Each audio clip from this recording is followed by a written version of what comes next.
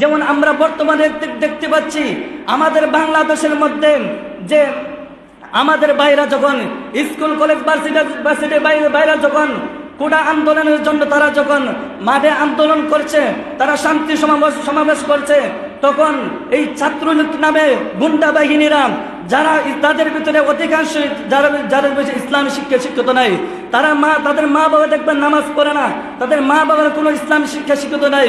এরা এই নির্যাতন এই রকম জানোয়ার হওয়ার কারণ কি? এই যখন জানোয়ার হওয়ার কারণ একটি হলো এদের ভিতরে ইসলামী শিক্ষিত নাই। এই জন্য তারা আমার ভাইদেরকে এমনভাবে নিঃস্বভাবে হত্যা করেছে, একটা গরু ছাগলকে মানুষ এভাবে পিটাতে পারে না। তারা আমার ভাইদের উপর, আমার ভাই রাস্তার মধ্যে দাঁড়িয়ে রয়েছে, তাকে গুলি করে হত্যা করেছে। আমার সন্তান বাসার মধ্যে নিরাপত্তা করেন যে আমার সন্তান আমার কথা শুনে না। আরে আপনার সন্তান কিভাবে আপনার কথা শুনবে? আপনি আগে দেখেন আপনি সন্তান হক আদায় করেছেন কিনা। যদি আপনি সন্তান হক আদায় করে থাকেন, ইসলামী শিক্ষিত করে থাকেন, যার ভিতরে ইসলামী শিক্ষা থাকবে, নবীজির আদর্শ থাকবে, যেই সন্তান 5 ওয়াক্ত নামাজ পড়বে, যে সন্তান ইসলামী প্রত্যেকটি হুকুম আল্লাহ তাআলা হুকুম মেনে চলবে, এই সন্তান কখনো মা বাবার সাথে বেয়াদবি করতে পারে না। এই সন্তান কখনো মা বাবার অবাধ্য হতে পারে না। এজন্য যদি সন্তানদেরকে যদি আদর্শ পথে পরিচালিত করতে চান, তাহলে তাদেরকে ইসলামী শিক্ষা দেওয়া ছাড়া কোনো বিকল্প নেই। আর যদি তাদেরকে বেলাগামভাবে ছেড়ে দেন, যেমন রাস্তায় যেমন মানুষ গরু ছাগলকে ছেড়ে দেয়, কোনো খবর রাখে না মানুষ, যেমন জঙ্গলের মধ্যে গরু ছাগল যেভাবে মন চায় সেভাবে জিন্দেগি চালাতে থাকে গরু ছাগল। আপনার সন্তানদেরকে যদি এবে মায়া মমতা দিয়ে আপনার ছেলে যদি অপরাধ করে, তখন যদি আপনি শাসন না করেন, বরং মায়া আপনি বসে থাকেন যে আমার সন্তানকে আমি কেন মারবো, এই কথা বলে যদি আপনি বসে থাকেন, আপনার সন্তানকে শাসন না করেন, তাহলে এই সন্তানের আচরণ কিরকম হবে? একটা গুরু আরেকটা গুরুকে মারতে যেমন দ্বিধাবোধ করে না, তার ভিতরে যেমন কোনো মায়া কাজ করে না, আপনার সন্তান তার ভিতরে এমন একটি চরিত্র আসবে, তার দিল এমন পাথরে পরিণত হবে। আমার ভাইদের উপর আমার বোনদের বুকের উপর গুলি চালাতে ওই সন্তানের একটু হাত কাঁপবে না, তার দিলটা সামান্য পরিমাণ কাঁপবে না।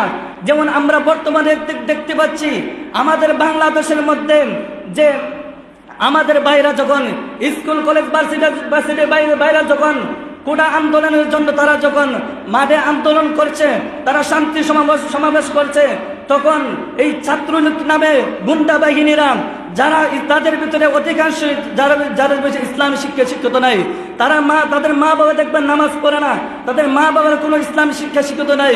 এরা এই নির্যাতন এই রকম জানোয়ার হওয়ার কারণ কি? এই যখন জানোয়ার হওয়ার কারণ একটি হলো এদের ভিতরে ইসলামী শিক্ষিত নাই।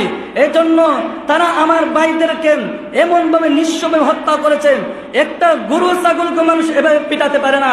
তারা আমার ভাইদের উপর, আমার ভাই রাস্তার মধ্যে দাঁড়িয়ে রয়েছে, তাকে গুলি করে হত্যা করেছে। আমার সন্তান বাসার মধ্যে নিরাপদ রয়েছে, ওই নিরাপদ জায়গায় তারা হেলিকপ্টার দিয়ে গুলি করে তারা আমার সন্তানদেরকে হত্যা করেছে। যদি তাদের ভিতরে সামান্য পরিমাণ মায়া মমতা থাকতো, ইসলামী শিক্ষা তাদের ভিতরে থাকতো, নবীজির আদর্শ যদি তাদেরকে শিক্ষা দেওয়া হতো, তাহলে নবীজি কি বলেছেন যে কোনো মানুষকে অন্যায়ভাবে হত্যা করা যাবে না, কোনো মানুষের উপর নির্যাতন করা যাবে না। এই শিক্ষা যদি তাদের ভিতর থাকতো, তারা কোনোদিন এইভাবে অত্যাচার নির্যাতন করতে পারে না। একটা মানুষ যারা আন্দোলন করেছে তাদেরকে তো পেটাইছি, যারা আন্দোলন করে নাই তাদেরকে তারা মারছে। আমার একটা ভাই দেখবেন আন্দোলনকারীদেরকে পানি বলে তাদের পানি খাওয়ানোর জন্য ময়দানে যখন তাদেরকে ডাকছে, ওই সন্তানকেও তারা ছাড় দেয় নেই, ওই যুবকটাকে তারা হত্যা করেছে। এজন্য আমার সন্তান জনন এমন কুলাঙ্গার সন্তান যেন না হয়, আমার সন্তান জনন এমন জানোয়ার না হয়। এজন্য ইসলামী শিক্ষা শিক্ষিত করতে হবে। যখন কোন যুবকের মধ্যে ইসলামী শিক্ষা থাকবে, নবীজির আদর্শ থাকবে, ওই সন্তান কখনোই এমন অপরাধ করতে পারে না। এজন্য আমাদেরকে সেই দিকে লক্ষ্য রাখতে হবে যে আমার সন্তান যেন বেলাগামভাবে রাস্তাঘাটে ইয়াবা হেরোইন খেয়ে রাস্তাঘাট দলের অন্ধ আনুগত্য করতে গিয়ে আমার মা বোনদের উপর যেন অত্যাচার নিপীড়ন না করে, দলের আনুগত্য করতে গিয়ে দলকে ক্ষমতার টিকিয়ে রাখতে গিয়ে যেন তারা ক্ষমতার অপব্যবহার না করে। আজকে আমরা যেই দলকে ক্ষমতা আনার জন্য এত কিছু করছি, নিজের জীবন দিয়ে দিচ্ছি, এই দলকে আপনাকে কখনো আপনার নেতা যখন বিভিন্ন ঢাকা থেকে বিভিন্ন জায়গা থেকে যখন প্রোগ্রাম করতে আসে, কোনদিন কি এই দলের নেতারা আপনাকে বলেছে হে আমার সংগঠনের যুবকেরা তোমরা কি ঠিক মতো নামাজ আদায় করো? এই কথা কি কোনো নেতা বলে? বর্তমান যে নেতারা আছে এই কথা কখনো কোনো নেতা বলে না। যেই নেতাগুলো পিছনে আমরা দৌড়ছি, যখন এই নেতারা কখনো আপনার সন্তানকে বলে না হে সন্তানা তোমরা মা বাবার সাথে অবাধ্য হবে না, মা বাবার সাথে ভালো ব্যবহার করবে, মা বাবার সাথে সুন্দর ব্যবহার করবে, তোমরা মা বাবার সাথে খারাপ ব্যবহার করবে না। নেতারা কখনো এই কথা বলে না। তাহলে আপনি কোন নেতার পিছনে চলছেন? রমজান মাস যখন আসে আপনার নেতা কি কখনো বলেছে হে আমার সংগঠনের যুবকেরা রমজান মাস আসছে, আল্লাহর জন্য আল্লাহর জিকির আল্লাহর হুকুম রোজা রাখার জন্য তোমরা তৈয়ার হয়ে যাও? এই কথা কি কখনো এই সংগঠনগুলো বলছেন? তাহলে কোন নেতার জন্য আপনি জীবন দিচ্ছেন? এই নেতারকে ক্ষমতা টিকিয়ে রাখার জন্য যদি আপনি রাজপথে যদি জীবন দেন, তাহলে একটা কুকুর যেমন মরলে তার কোনো মূল্য থাকে না, আপনি যেই নেতাকে ক্ষমতা টিকিয়ে রাখার জন্য আপনি জীবন দিচ্ছেন, ওই কুকুরের মধ্যে আর আপনার মতো কোনো তফাৎ থাকবে না।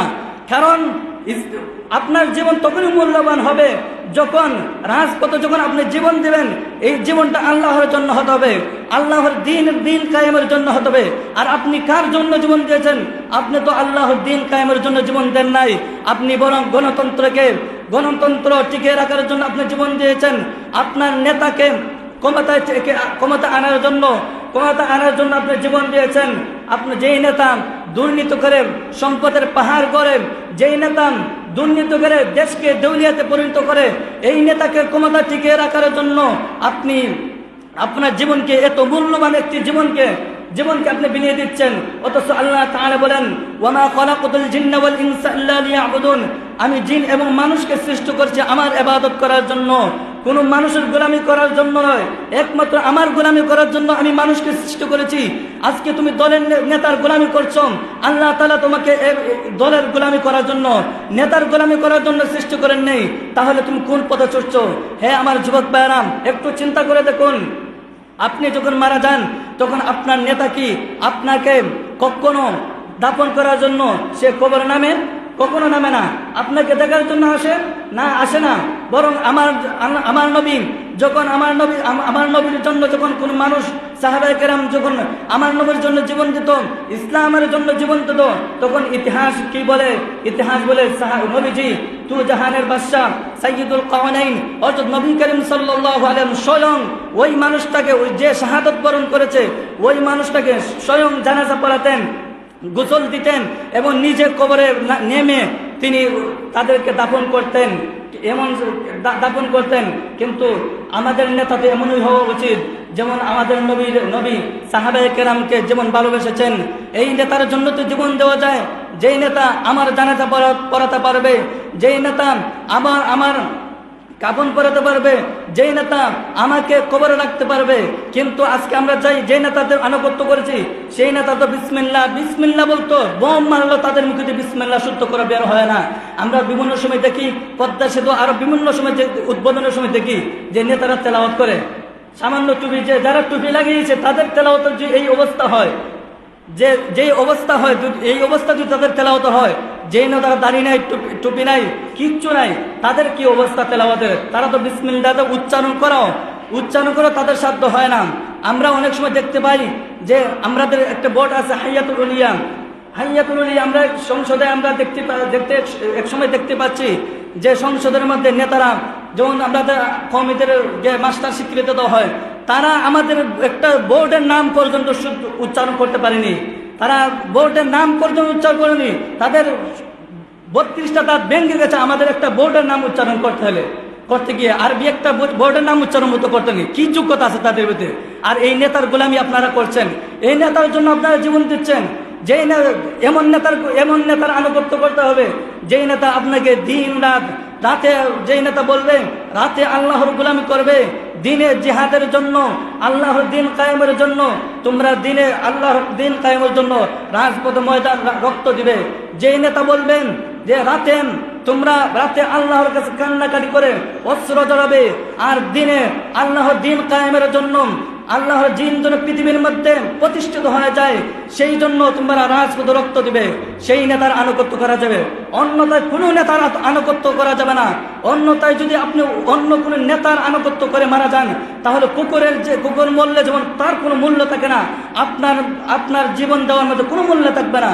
এজন্য আমার যুবক ভাইদের প্রতি লক্ষ্য করে বলছি, আপনাদের এই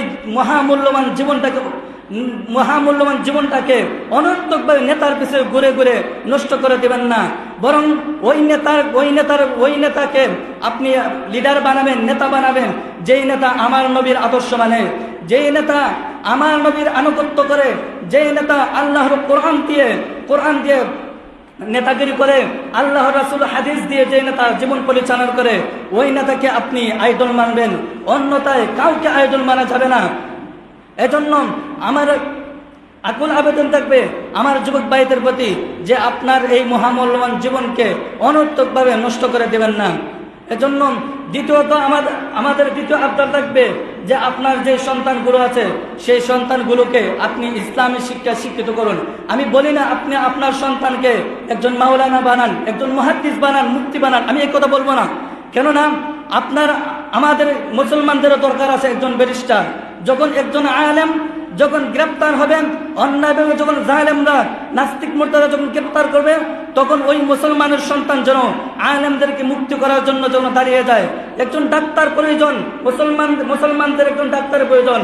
যেমন কাফের মুশরিকরা যদি কোনো ঘোষণা দেয় যে আমরা মুসলমানদের কোনো ডাক্তারি করবো না, তাদেরকে রোগী দেখবো না, তখন যেন আমাদের এই ডাক্তার মুসলমানরা যেন বলতে পারে, হে কাফের মুশরিকরা, তোমরা ঘোষণা করেছ যে আমরা মুসলমানরা যারা আছে তাদেরকে তোমরা চিকিৎসা করবে না, তোমাদের কাছে আমাদের যাওয়া লাগবে না, বরং আমরা মুসলমানরা এই মুসলমানদেরকে চিকিৎসা করতে পারবো। এই জন্য ডাক্তার ইঞ্জিনিয়ার দরকার আছে। তবে এর পাশাপাশি যতটুকু তোমার জীবন যতটুকু শিক্ষা অর্জন করলে রাসূলের আদর্শ নিয়ে চলতে পারো, যতটুকু শিক্ষা অর্জন করলেন আল্লাহর হুকুম মেনে চলতে পারো, সেই আদর্শ সেই শিক্ষা গ্রহণ করতে হবে। পাশাপাশি আমরা আপনাদেরকে বলি না, যুবক ভাইদেরকে বলি না যে স্কুল কলেজ ছেড়ে তোমরা সবাই মাদ্রাসা চলে আসো, এ কথা কখনো বলি না। বলে তুমি স্কুল কলেজে আসো, থাকো, তুমি ভার্সিটিতে আসো, তুমি সেই ভার্সিটিতে থাকো এবং সাথে সাথে দ্বীনের জন্য একটু কাজ করো। দ্বীনের দায়ীদের সাথে তাদের সাথে হাতে হাত মিলিয়ে তাদেরকে মহব্বত করো। তারা যা বলে সেটার প্রতি, তারা তো বলে ময়দানে অবতীর্ণ হওয়ার জন্য, আল্লাহর নবীর ইজ্জতের হেফাজতের জন্য, ময়দানে অবতীর্ণ হওয়ার জন্য, তখন তাদেরকে সাহায্য করো। আমার যুবক ভাইদের প্রতি এই আকুল আবেদন থাকবে যে তোমাদের মহামূল্যবান জীবনকে অনর্থকভাবে নষ্ট করে দিও না। আল্লাহ তাআলা যে কথাগুলো বললাম সেই কথাগুলো সর্বপ্রথম আমাকে মানার এবং সর্বশেষ আপনাদেরকে মানার তৌফিক দান করেন। ওয়া আখির দাওয়ানা আনিল হামদুলিল্লাহি রাব্বিল আলামিন।